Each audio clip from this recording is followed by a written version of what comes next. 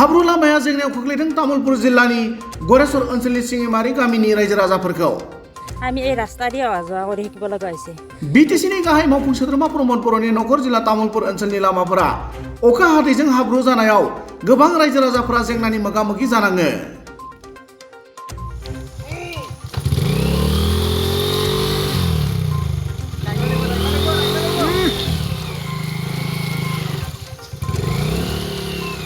भारत उदांस्रि जानाया 76 बोसोर बाबेनलांनाय उनावबो गरेस्वर ओनसोलनि सिङिमारि गामिया जौगानायनि नेरसोन नुनो मोनाखै लोगोसेनो बिटिआरखौ सुइजारलेण्ड बानायनायनि सिमां नुनाय प्रमद बर'नि नखर जिल्ला तामुलपुर गरेस्वर ओनसोलनि सिङिमारि गामिनि रायजोफोरा हाब्रु लामाजों हान्थिनांगौ जादों रायजो राजाफोरा हाब्रु जानाय लामायाव माइ गायनानै लामाखौ मोजां खालामना होनांगौनि दाबिजों सोमावसारनाय हाबाफारि लायो लोगोसेनो हादरसा बिजेपिनि आफादगिरि एबा जायगानि एमएलए भवेश कलिता बिटिसिनि एमसिएलए पबित्र कुमार बर'आ बे जेंनाखौ सुस्रांनायनि जेबो उदिस लायैनि अजद रायजोफोरनि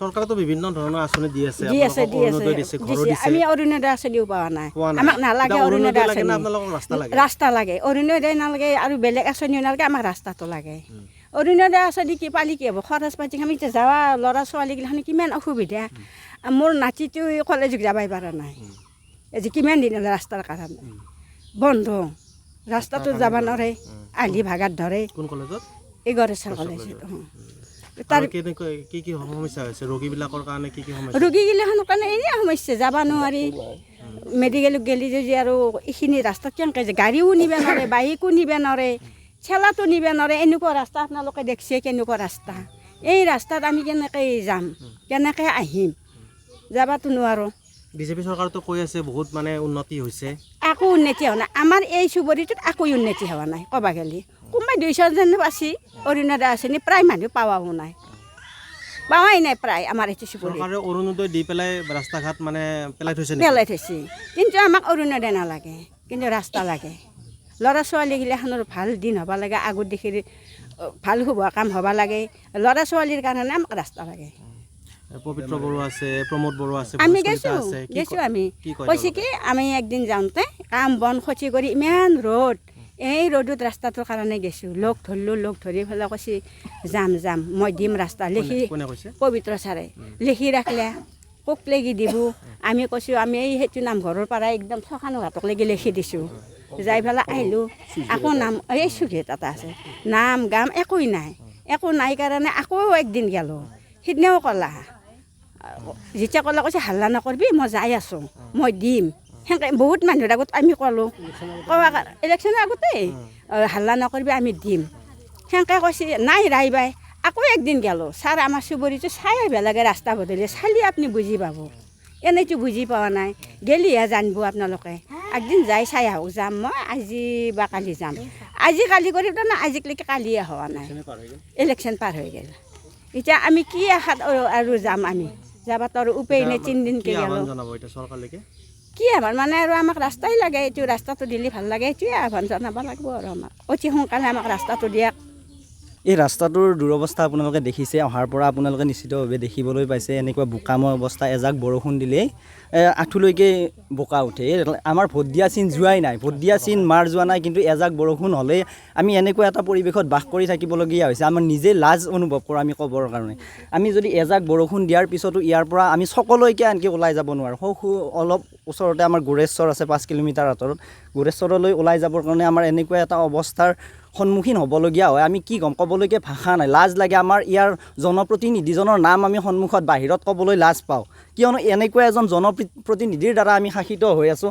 আমাৰ যোৱা বছৰ ধৰি ৰজা আহিছে ৰজা বুলি ক'ম আমি তেওঁলোকক কিন্তু তেওঁলোকৰ নিজৰ মৈমতালিত চৰকাৰ চলাইছে দিন নিয়াইছে কিন্তু আমি এনেকুৱা সেই সিদিনাৰ পৰা আমি জন্মৰ পৰা দেখি আছোঁ সেই একেটা ৰাস্তা য'ত আমি একাঠু বোকালৈ খোজকাঢ়িব লাগে এই বোকা পানীতে আমি ডাঙৰ দীঘল হ'বলগীয়া আছে এনেকুৱা এটা ৰাস্তাত থাকি আমি এই স্বাধীনতাৰ অত বছৰ যোৱাৰ পিছতো এই দেশৰ উন্নতিৰ শ্লোগান দি থকাৰ পিছতো মোদী চৰকাৰে দিনে শ্লোগান দি থকাৰ পিছতো আমি এনেকুৱা পৰিৱেশত বাস কৰিবলগীয়া হৈছে আমি কি ক'ম ইয়াতে একেবাৰে লজ্জাজনক অৱস্থা এটা দেখিবলৈ পোৱা গৈছে আমি ধিক্কাৰ জনাবহে পাৰোঁ এতিয়া ক'বলৈ আমি এনেকুৱা অপমান বোধ কৰিছোঁ কিয়নো আমাৰ আমাৰ ৰাজ্যিক যিগৰাকী সভাপতি বিজেপিৰ তেখেতৰ আমাৰ গৃহ সমষ্টিতেই তেখেতৰ বাসস্থান আৰু আমাৰ এইখিনিতে আপোনালোকে দেখিবলৈ পাব গোৰেশ্বৰ অঞ্চলৰ এটা নাম থকা আঞ্চলিকৰ এখন নামঘৰ এটা অৱস্থিত। সেই নামঘৰটোত আহিবৰ কাৰণে যদি ভকত বৈষ্ণৱ এজন আহিব খোজে তেতিয়াহ'লে তেওঁ আঁঠুৰ মূৰলৈকে চুৰিয়া কোচাই আহিব লাগিব। আমাৰ ইয়াৰ পৰা ল'ৰা ছোৱালী স্কুলত যাব লাগিলে এইখিনিত চাইকেল চলাই যাব নোৱাৰে। আপোনালোকে দেখিবলৈ পাব, যদি কেমেৰা আপোনালোকে দেখুৱাব পাৰে তেতিয়াহ'লে দেখিব পাৰিব। আপোনালোকৰ ভৰিবোৰ মই যেতিয়া চাইছোঁ মোৰ নিজেই লাজ লাগিছে। আপোনালোকে আঁঠুলৈকে লং পেণ্ট কোচাই আহিবলগীয়া আছে। এনে এটা অৱস্থাত আমাৰ মানুহখিনি বাস কৰিছে। আমি কেনেকুৱা এটা পৰিৱেশত বাস কৰিছোঁ ভাবি চাওকচোন। এনেকুৱা এটা অৱস্থাত আমাৰ জনপ্ৰতিনিধিসকলৰ কেতিয়া চকু মুকলি হ'ব, কেতিয়া জনসাধাৰণৰ দুখ বুজি পাব, আমি নিশ্চিতভাৱে গম পোৱা নাই। এতিয়াও আমি খুবেই দুখ অনুভৱ কৰিছোঁ। আমি চৰকাৰক বাৰম্বাৰ অনুৰোধ কৰোঁ, প্ৰত্যেকবাৰেই যেতিয়া তাৰমানে কি হয় ইলেকশ্যনৰ সময়ে, নিৰ্বাচনৰ সময়ে তেওঁলোকে ডাঙৰ ডাঙৰ প্ৰতিশ্ৰুতি দিয়ে, তেওঁলোকৰ প্ৰতিশ্ৰুতিৰ শ্লোগান দিয়ে। সেই শ্লোগান হৈয়ে থাকে, বেনাৰতেই থাকি যায় সেই শ্লোগান প্লে কাৰ্ডতেই থাকি যায়। কিন্তু কেতিয়াও সেই শ্লোগান তেওঁলোকৰ মুখৰ পৰা ওলোৱা সেই মিঠা মিঠা বাণীবোৰ কেতিয়াও আমি প্ৰকৃততে কাৰ্যকৰী হোৱা দেখিবলৈ নাপাওঁ। আমি দেখিবলৈ পাওঁ তেওঁলোকে যেতিয়া আহিব ইলেকশ্যনৰ সময়ত তেওঁলোকে একেবাৰে কুলিৰ নিচিনাকৈ, বছৰত যেনেকৈ এবাৰ কুলি আহে, তেওঁলোকে কি কৰিব, হৰণ বজায়, চাইৰেন বজায়, তেওঁলোকে গাড়ীবোৰ আনিব। তেওঁলোকে সেই সময়খিনিতেই যি ডাঙৰ ডাঙৰ আমাৰ নামঘৰবোৰত ভাষণ দিব, নামঘৰৰ সন্মুখলৈ চাই তেওঁলোকে নিজেই ভগৱানৰ বিশ্বাস কৰে বুলি দাবী কৰে। তেওঁলোকে নামঘৰৰ সন্মুখলৈ চাই কি প্ৰতিশ্ৰুতি দিয়ে, আমাৰ ৰাস্তাবোৰ বনাম, মানুহবোৰৰ উন্নতি সাধন কৰিম। কেনেকুৱা ধৰণৰ উন্নতি সাধনৰ কথা তেওঁলোকে কয় আমি নিশ্চয়কৈ গম নাপাওঁ।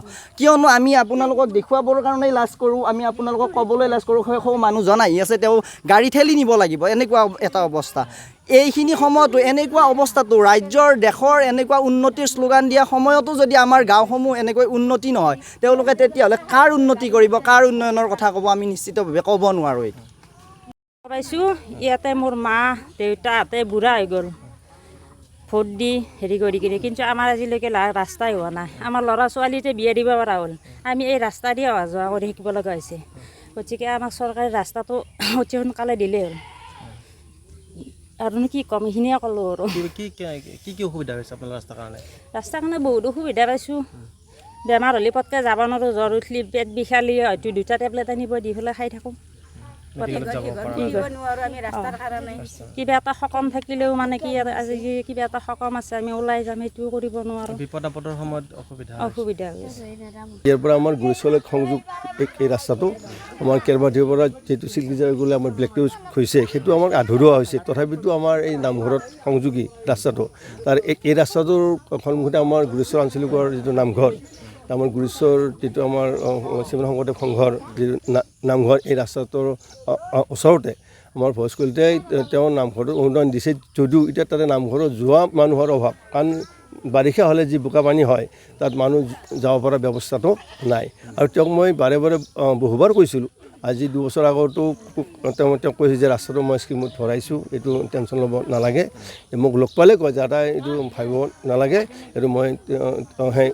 এইটো মই স্কিমত কৰিছোঁ, গতিকে অনতিপলমে ৰাস্তাটো হৈ যাব। পবিত্ৰকো তাৰমানে কোৱা হ'ল, তেওঁ কৈছে যে এইটো আমি একদম জাক কৰি দিম, কোনো এটা প্ৰব্লেম নাই। আমি আঞ্চলিকভাৱেও তেওঁক জনাইছোঁ আৰু গাঁৱৰ ভাৱেও আমি জনাইছোঁ। গতিকে তেওঁলোকে এতিয়ালৈকে কোনো আমি সুফল পোৱা নাই।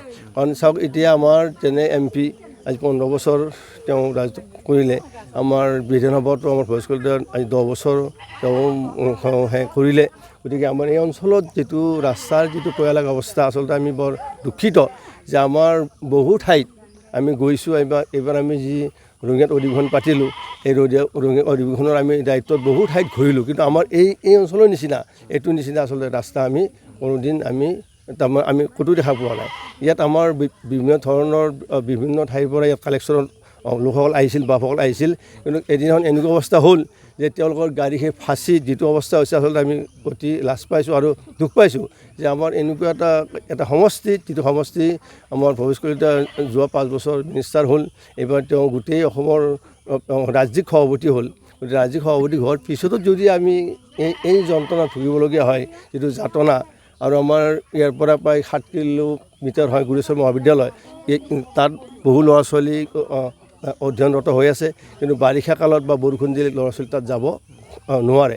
আৰু আমাৰ যিখন হাইস্কুল আছে তাতো আমাৰ সৰু ল'ৰা ছোৱালীবিলাকে বৰষুণ দিলে যাব নোৱাৰে। কাৰণ কিয়, যিটো অৱস্থা আজি যে আপোনাৰ একাঠু বোকা হয়, বৰষুণত যাবলগীয়া হয়, বহু স্কুলত ল'ৰা ছোৱালীবিলাকৰ স্কুল ক্ষতি হয় বা কলেজত যাব সময়মতে যাব নোৱাৰে, নিয়মনীয়তা প্ৰতি তেওঁলোকে বঞ্চিত হৈ আছে। গতিকে আমি চৰকাৰক বাৰে বাৰে জনাইছোঁ, এইটোও আমি অনুৰোধ কৰিছোঁ যে আমাক আৰু ব্যক্তিগত আমি কোনো আঁচনি আমি বিচৰা নাই, তেওঁলোকে ব্যক্তিগত কাৰোবাক ভাল পায়, কাৰোবাক সেইটো তেওঁলোকক ইচ্ছামতে দিব, কিন্তু আমাৰ সামাজিকভাৱে বা আমাৰ ছ'চিয়েলভাৱে কিন্তু আমাক ৰাস্তাটো কৰি দিলে, ৰাস্তা হ'লে আমাৰ বাকীবিলাক ডেভেলপ হ'ব। কিন্তু যদি আমাৰ ইয়াত চাওক, এতিয়া আমি একবাৰ যদি চিমেণ্ট আনিবলগীয়া হয়, আমি 10 টকাৰ ঠাইত 100 টকা ভৰিবলগীয়া হয়, বা কিবা যদি আমি তাৰ পৰা আনিবলগীয়া হয়, আমাৰ গাড়ী নাযায়, ঠেলা নাযায়, কোনো বস্তুৱেই কোনো তাৰমানে নাযায়। ইয়াত যদি আমাৰ এজন বেমাৰী হয়, তেতিয়া আমি এতিয়া যদি ফোন কৰোঁ যে আমাৰ তালৈ ইয়াৰ পৰা 1 কিলোমিটাৰ দূৰলৈকে আমি হাঙি কৰি লৈ যাব লগা হ'ব। গতিকে এই 77 বছৰ পিছতো যদি আমি হাঙি কৰি বা ঠেলাত যদি আমি ৰোগী বা বেমাৰী নিবলগীয়া হয়, তাতকৈ আমি দুৰ্ভাগ্যজনক বুলি আমি তাৰমানে কোনো শব্দই বুলি আমি তাৰমানে নাই বুলি আমি ভাবিছোঁ যে এইটো বৰ পৰিতাপৰ কথা। গতিকে আমি যে তেওঁলোকক আমি অন্য বিচৰা নাই, মাত্ৰ আমাৰ ৰাস্তা ঘাট যিহেতু যে চৰকাৰে কৈছে যে স্বচ্ছ নে ডিজিটেল, যে আমি সকলোৱে কৈছে যে ডিজিটেল ইণ্ডিয়া, ডিজিটেল ইণ্ডিয়া বুলি কওঁতে আমি আচলতে অৰ্থটো বুজিয়ে পোৱা নাই। ডিজিটেল ইণ্ডিয়া মানে কি ডিজিটেল হয়, নে আমি টকা পইচা কিবা ইয়াত যে আমাৰ মোবাইলত কিবা এপছত নে দিলেই সেইটো যে ডিজিটেল হ'ল বা অন্যবিলাকে হ'ল, আমি আচলতে বুজি পোৱা নাই ডিজিটেল মানে কি। গতিকে ডিজিটেল ইণ্ডিয়া বুলি ক'লে আমি ভাবিছিলোঁ যে ৰাস্তা ঘাট আমাৰ অনুষ্ঠানবিলাক, শিক্ষানুষ্ঠানেই হওক বা ৰাস্তা ঘাটেই হওক বা গাঁও গোচৰ গোটেইবিলাক অলপ উন্নত হ'ব, ধুনীয়া ৰাস্তা পদূলি হ'ব, বোকা পানী নাইকিয়া হ'ব, ঘৰে ঘৰে বিজুলী হ'ব, আমি আচলতে সেইটো ভাবিছিলোঁ। কিন্তু আমাৰ এতিয়া যিটো দেখিলোঁ আচল মেইন বস্তু যে আমাৰ মেইন বস্তু হ'ল, এতিয়া আমি অতি সোনকালেই আমাৰ ৰাস্তাটো কৰি দিলে আমি যথেষ্ট ভাল হয়। চাওক আজি আমাৰ ইয়াৰ পৰা গুৰিশ্বৰত 2-4 তাৰমানে যিখিনি ল'ৰা ছোৱালী কৰ্মৰত হৈ আছে বা স্কুলত তাতে ভাড়া কৰি থাকিব লগা হৈছে, 2-4জনে তাতে ভাড়া কৰিও থাকিবলগীয়া হৈছে ৰাস্তাৰ কাৰণে, কাৰণ সময়মতে যাব নোৱাৰে, যিহেতু 9টাত বা 8:30 যাই পাবলগীয়া হয়। গতিকে এই 8:30 ইয়াৰ পৰা ঢুকি নাপায়। গতিকে এই এটা তাতে এইখিনি গৰীব মানুহ, ইয়াত চাকৰিও তেনেকুৱা হয় সন্তোষজনক নহয়, গোটেইখিনি খেতিয়ক মানুহ, গৰীব মানুহ, এই গৰীব মানুহৰ যিটো অৱস্থা আচলতে চৰকাৰে যে চকুত লগা নাই বা এইফালে যে চকু মেল খোৱা নাই, তাৰ পৰা আমি খুব দুখিত। আমি চাইছোঁ যে আমাৰ যিমানবিলাক অঞ্চল আছে, ৰামপুৰ VCDC বা ৰামপুৰ VCDC আমাৰ এই সিমাৰি এইকেইটা অংশ একেবাৰে পিছ পৰি আছে, ৰাস্তা পদূলি হওক বা অন্যান্য হওক, আমি একেবাৰে পিছ পৰি আছোঁ। গতিকে আমি চৰকাৰক অন্য আমি বিচৰা নাই, কাৰোবাৰ গুণগত মানদণ্ডো আছে, তেওঁলোকে চাকৰি বাকৰি যেনেকৈ পাব তাত আমাৰ ক'বলগীয়া নাই, কিন্তু তেওঁলোকৰ দায়িত্ব হ'ল আমাক এইটো আমাৰ ৰাস্তাটো বনাই দিয়া। গতিকে আমি তেওঁলোকক দাবী জনাইছোঁ আৰু আমি তেওঁক আহ্বান জনাইছোঁ যে আমাক ৰাস্তাটো অতি সোনকালে বনাই দি যে আমাৰ যিকোনো কামত বা সুচল যে এটা পৰিৱেশ আনে, তাৰ বাবে আমি আবেদন জনাইছোঁ।